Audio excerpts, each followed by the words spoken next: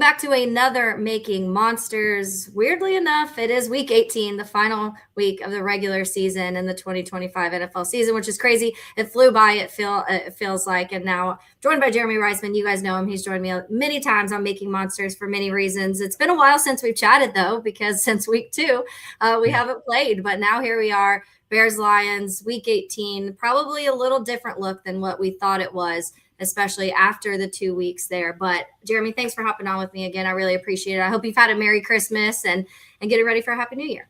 Yeah, I have. Thank you for having me. Always happy to talk football, even if the situation isn't where I would personally want it to be. Yeah. Let's start with that, because normally I would talk about straight the game right away and the storylines in this game, which there still are many storylines.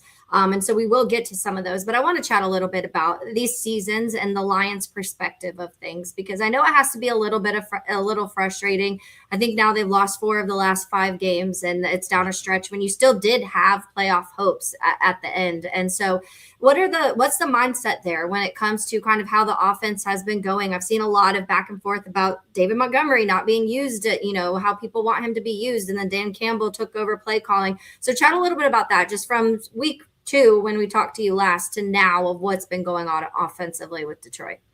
Yeah, it's definitely pretty interesting, because a lot of what we saw in week 1 against the Packers still kind of an issue, where it was the offensive line wasn't in cohesion, the running game wasn't getting going, the pass protection wasn't particularly sound, and then the Lions rattle off like 50 against the Bears, 40 against the Ravens, and everyone's like, oh, everything's fine.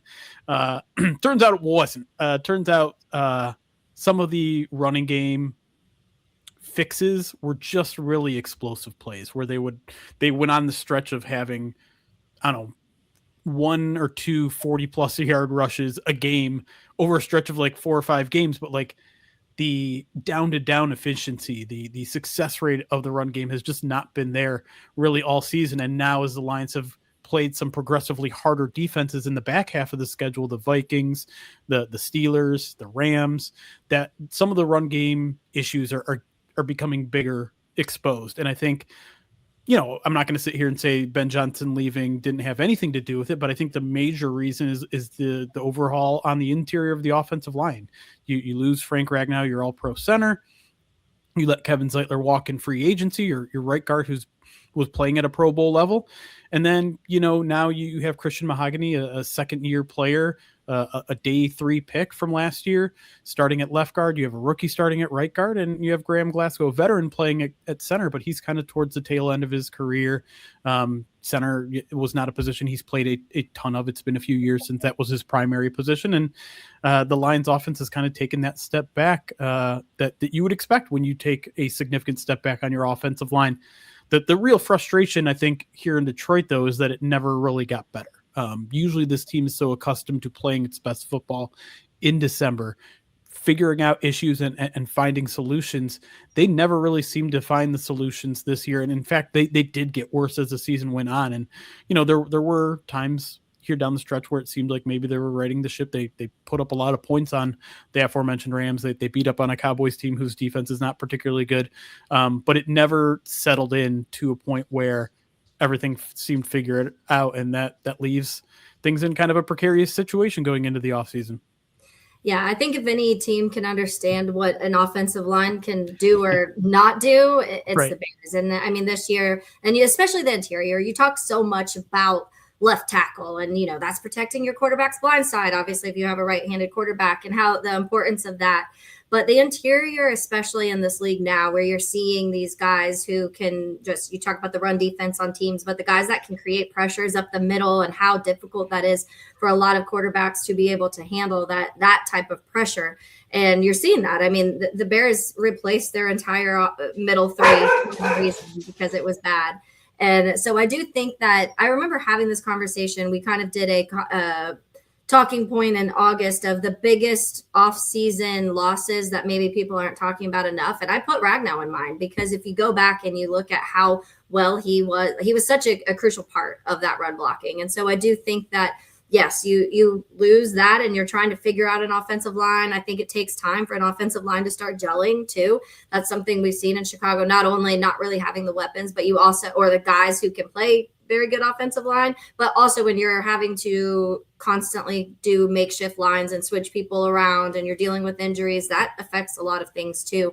And so I do think that if anybody can relate to that side of things, it's definitely Bears fans. But I do think that when you look at especially week 2, Bears Lions playing week 2, it did kind of feel like, okay, well, they're fine. Like they'll be fine without Ben Johnson. Ben Johnson had something in place that they can just move on and succeed with. And, you have enough weapons and you have really good running backs and however the case may be. So it's interesting. I'm honestly shocked at the way that it kind of went throughout the season, because I thought that I didn't really know what Bears win percentage would be. I had them around 8 wins, so they've done better than what I thought, which I think that's most people's case.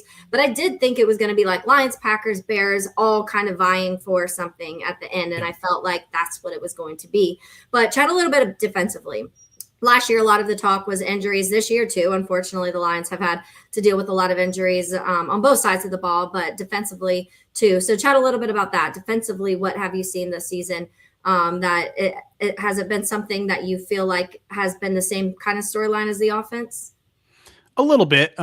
It certainly followed the pattern of just kind of falling apart towards the end of the season, which again is a little bit shocking given everything we know about this regime, everything we know about them rising to the occasion and not giving up towards the end of the year, anything like that. Obviously a first-time coordinator on that side of the ball too, Kelvin Shepard taking over for Aaron Glenn. Both him and John Morton were hires that I think were supposed to be these frictionless hires where they're just kind of continuing the system that was left in place. John Morton was more than familiar with what the Lions were running because he was an offensive assistant in 2022. Kelvin Shepard has been a coach here in Detroit since Aaron Glenn took over, first as, a linebacker assistant, then the linebackers coach, and now the defensive coordinator. And I think the issue that they've run into is twofold. I think part of it is they were looking for a little bit, like I think Kelvin Shepard was trying to put his stamp on the defense a little bit and be a little bit more flexible. And I generally think that's a good thing to have for a defense. You don't necessarily need to be married to one system, especially once the injuries come. You have to play to the players that you have strength. But I think they failed to find the identity that they really were looking for in this year. I don't know if there's one like tent pole of what this team does well defensively that they could rely on. For the past few years, it's been the run defense. They've been a really good run defending team, and it started out that way this year, and then things kind of slipped towards the end of the season. And I think part of that is losing your top 2 safeties. Those guys play a pretty huge role in defending the run. And I know that doesn't sound normal for a normal defense, but that's who the Lions really rely upon. They need their corners to fill run gaps. They need their safeties to fill run gaps. And I think that's where the weakness has been towards the end of the season.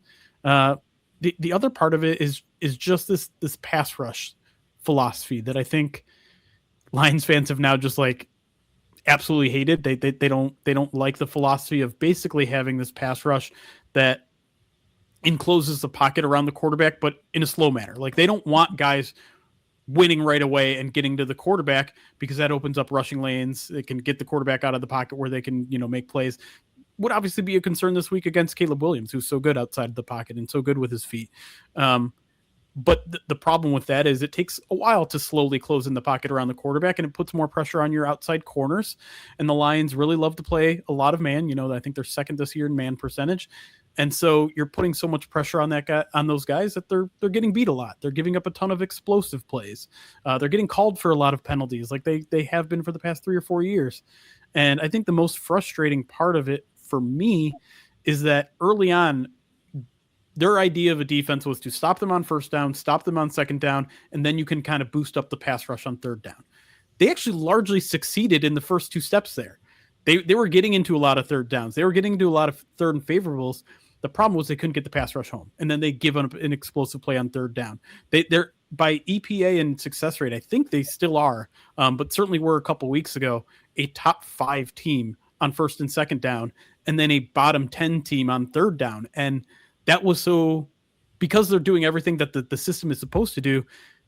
that's got to be the most frustrating part for Calvin Shepard, is that they were able to get into third and manageables. They were able to turn the aggressiveness up on third down, but like the blitzes weren't getting home, the pass rush wasn't getting home, and the outside corners underperformed, I think, to expectations. There was, again, more injuries at corner this year. You lost DJ Reed for a large portion of the season. He is back now. You lost Terrion Arnold, your first round pick from last year, about halfway through the season. But largely, I think there were some schematic weaknesses that really showed up, especially as we got towards the end of the season here.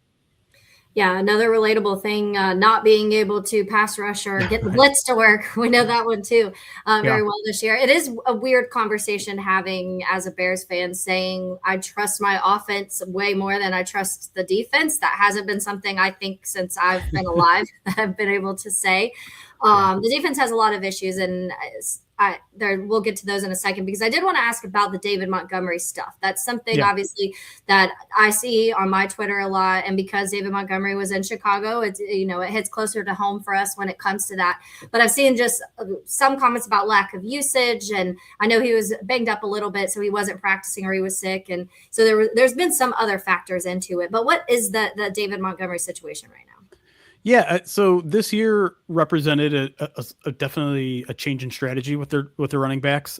Dave Montgomery had always been the starter, and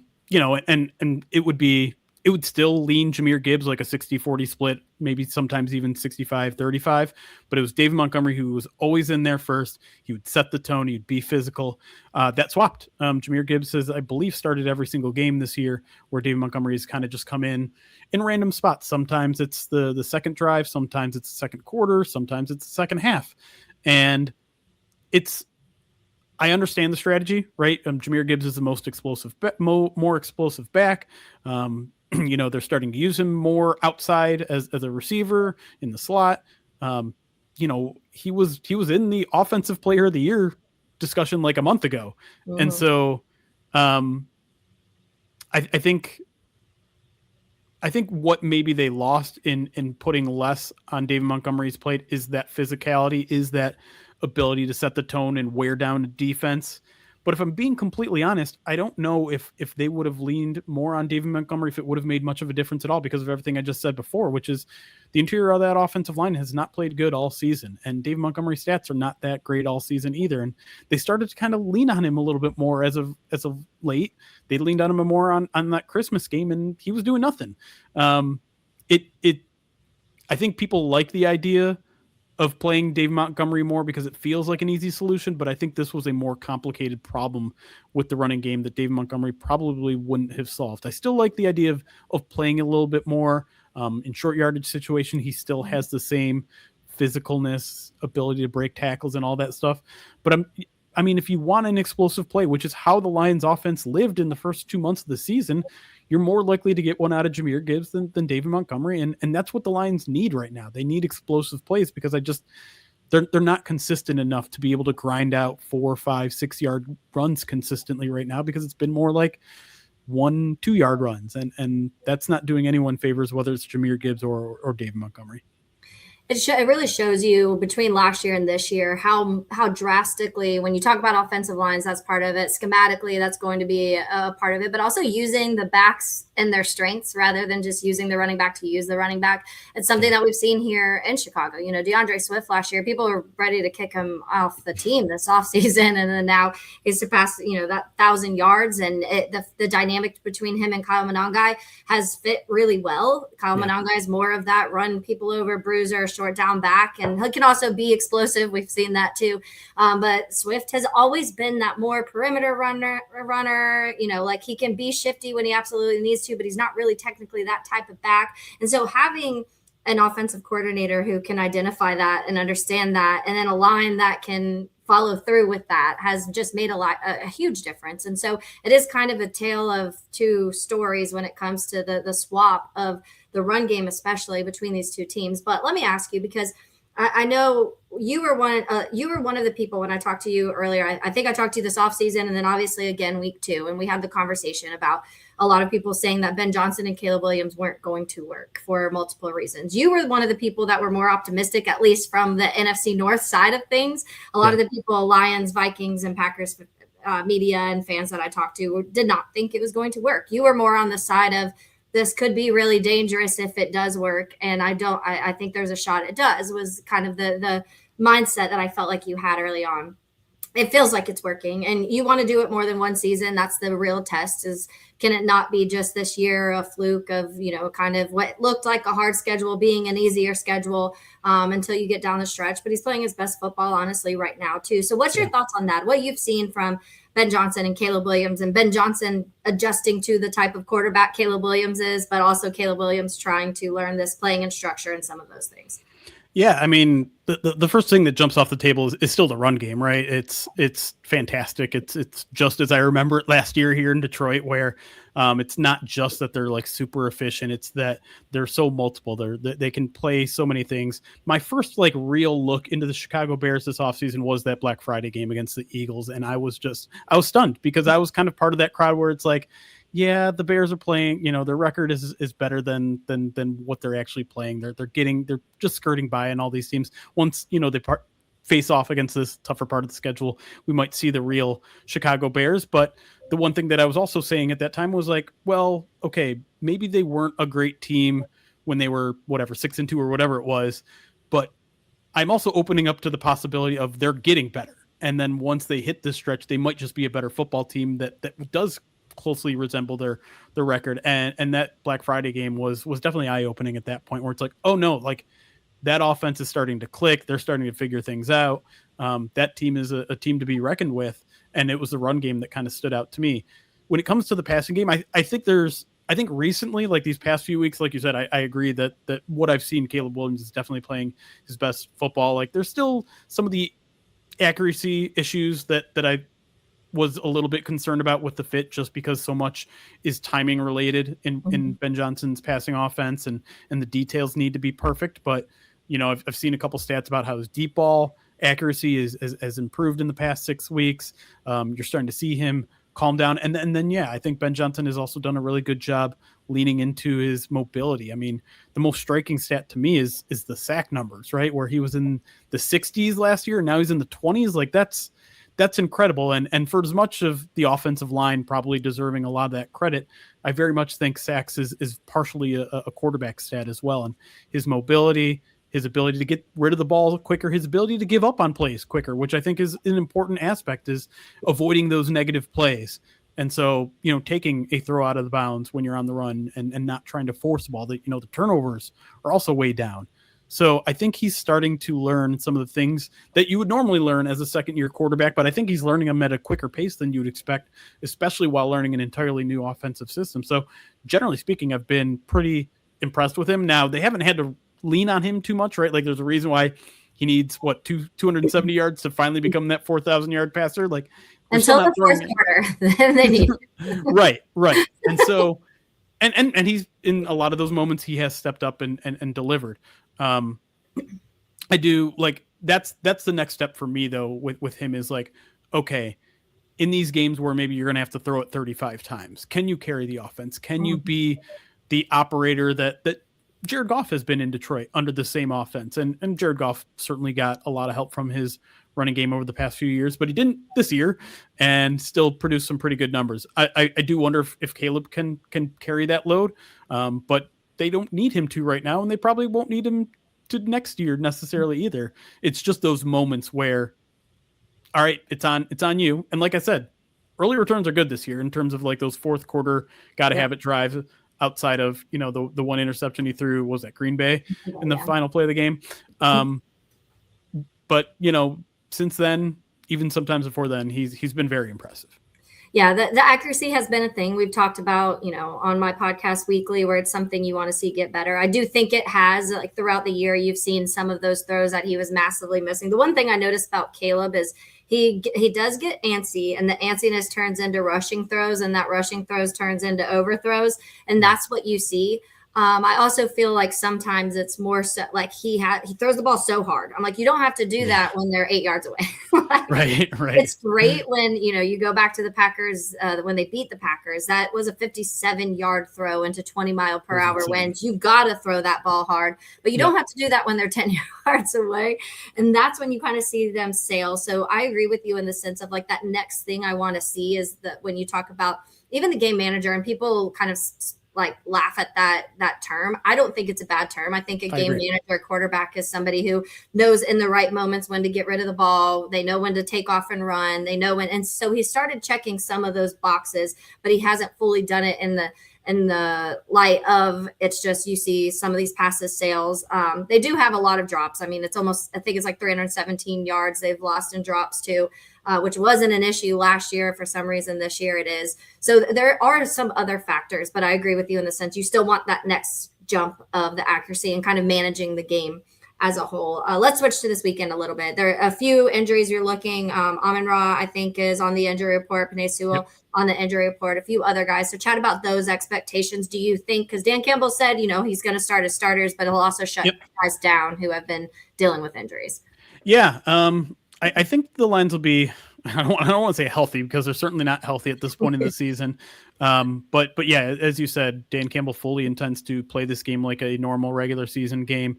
The only difference being like those 50-50 guys, he might be a little bit more conservative on the end. It's only Wednesday when we're recording this. So I can't tell you exactly what Amon-Ra and Penei Sewell, I think, are the two headliners where I don't know where that one's going at this point. Both those guys did not practice on Wednesday, but Taylor Decker has been a guy that's been dealing with a shoulder injury all season. And the thought from me was kind of like, oh yeah, maybe you just shut him down and finally give him a rest. But seems like I'll go with him. He was limited today. We talked to him a little bit today, and there's also like a little bit talk about maybe retiring. And so this game might mean a little bit more to him, although he's trying to kind of drown out that noise and not think about it yet.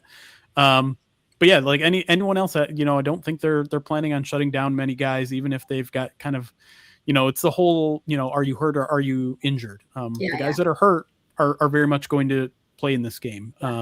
And so everybody's hurting. Right? Everybody's hurting at this point. So, like I said, the most impactful injuries, they're not getting either of those starting safeties back at this point. They've been rotating a bunch of guys in at the interior of the offensive line. Graham Glasgow, their starter for most of the year, seems like he's going to be back at center this week after missing the past 2 weeks. A bunch of their offensive line is sick right now, which, I mean, that's just going through every clubhouse, I think, right now, being in the winter.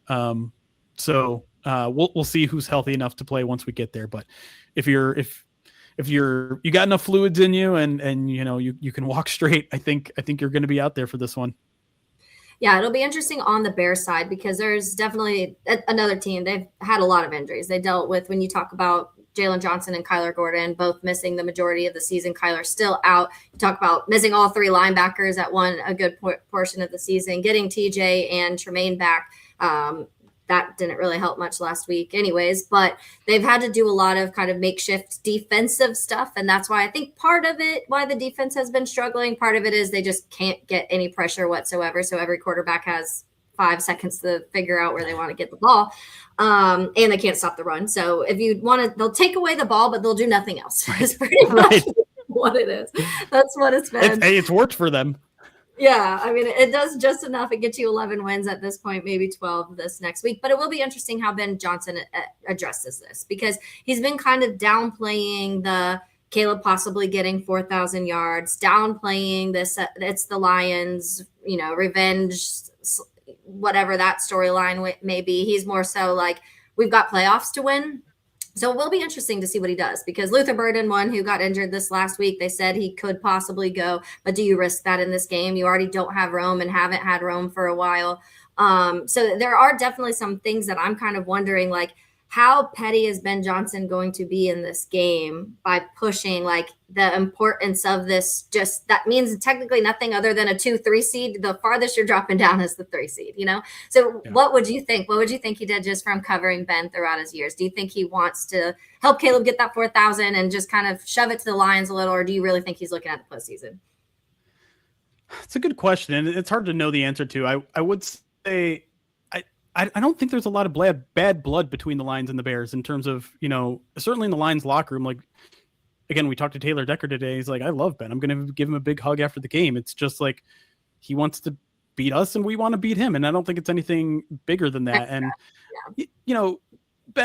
Ben might be a little bit petty because the Lions ran up 50 points on them, but I honestly don't think so, because he's been in this regime. Like, he knows why they did it. It's not because they wanted to prove a point. It's not because they wanted to stick it to his former offensive coordinator. It's just like they want to compete as hard as they can from the first whistle to the last whistle every single week. Now, if he's taken anything from Dan Campbell, I think the 4,000 thing might matter to him. I think because I was talking to someone, another Bears writer this week, and they're like, that matters to Bears fans. That probably matters to Caleb Williams to be the first one to ever do that. And one thing that was pretty common here in Detroit, and it's pretty common across the NFL at this point, is when you have like money incentives, right? Like contract incentives, the Lions would go out of their way to make sure that they hit their incentives in week 18. And so this isn't quite the same, but because of how much it means in the history of that franchise, because of how much I think it would mean to Caleb Williams, if he's sitting at 250 passing yards and it's the fourth quarter and the game's already over and there's 2 minutes left, I think he's going to throw a couple screen passes and hope they break him for 20 yards. Yeah. I had a similar sentiment last night on the Locked On Bears show. I do, because they were both kind of like, no, don't push it. Like, it doesn't really matter. And I'm like, it doesn't in reality, and like the big ultimate picture of everything. But that stadium will go nuts. Like, the moment if he hits 4,000 on this game and it flashes up on the scoreboard, like Caleb Williams hits 4,000 yards, whatever, the stadium's going to go nuts, because it has been kind of like the mockery of all things. Like, oh, it's the only team that hasn't done this. And you're probably not getting the 30 touchdowns. So the 4,000 is the hope. He's like 108 from setting the Bears record, the personal, like actually hitting the Bears all-time leading passing yards. So he has 108 to that. So that seems a little more realistic. But I do think it means a little something extra, just because that's just been the like something that someone always gets to make fun of the Bears for. And if you could check that off, and I know Caleb is one of the most competitive people in the entire world too. So for him to be the guy that does it in year 2 of his NFL career, he would be, like there'd be a little something extra with that for him. Yeah, no doubt. And I listen, if I was Ben Johnson, I'd push for it. And to me, it again, like, I don't think it means anything more to do it against your former team or anything like that. I think it's just like internal, like it's all intrinsic motivation there in Chicago. And so I don't think they need the extra stakes of, oh, they got us in week 2. Yeah. All right. Before I let you go, how are you feeling this weekend? What are you thinking this looks like? I'm not feeling great, to tell you the truth. I'm kind of ready for the season to be over a little bit. Been there many times. Yeah, it's been a tough year for Lions fans and the team. The thing that I don't know, like, I kind of had an epiphany this week really is, we saw Matthew Stafford walk out of the building and immediately win a Super Bowl. And now we're seeing Ben Johnson immediately leave the team and win an NFC North and win a 2 or 3 seed. And who knows what happens in the playoffs. And so it's been a tough pill to swallow in this, these short 5 years or so it's been under this regime. But because the Bears are just so good of a running football team right now, and because that seems to be a little bit of weakness in Detroit, I think this one could be kind of a little bit of a blowout. I don't want to say that the Lions have given up, or, they're not buying into the culture anymore. Dan Campbell's lost the locker room. I don't think any of that is true, but I think they're just not playing good football right now, while the Bears are. The teams are just trending in completely opposite directions right now. And I think a lot of the Bears' strengths match up poorly against the Lions' weaknesses. I do think, maybe there's hope for the Lions' run game to return to form this week, because obviously you mentioned all the struggles with the Bears in that facet of the game. And if they can't pressure Jared Goff, well, he's a quarterback that can really take advantage of that time. So certainly could be a shootout. I think a lot of that depends on what the weather is going to look like in Chicago. But generally speaking, I just think Chicago is playing better, more consistent football right now. And that's what wins you football games. I was about to say, if you want to get your run game right, just play the Bears. That's what it's felt like. We gave Ashton Jeanty his breakout game. It's been multiple this season that it's just been kind of, I mean, Christian McCaffrey made us look like a middle school defense this last week. And so that wasn't very fun. But I appreciate your time again, Jeremy. I know, believe me, these roles have been reversed. And I feel your pain of you're already starting to look at mock drafts pain rather than the postseason. But I appreciate you hopping on during this. And I hope you have a happy new year. Thank you. You too. Thank you.